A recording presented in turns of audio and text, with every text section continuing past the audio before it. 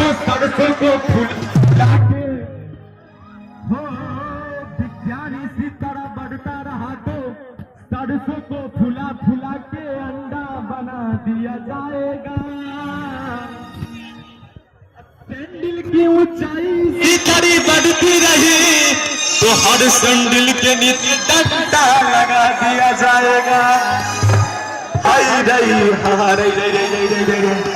अरे यही बड़ा 100 साल जिहतुए गोरिया भैया।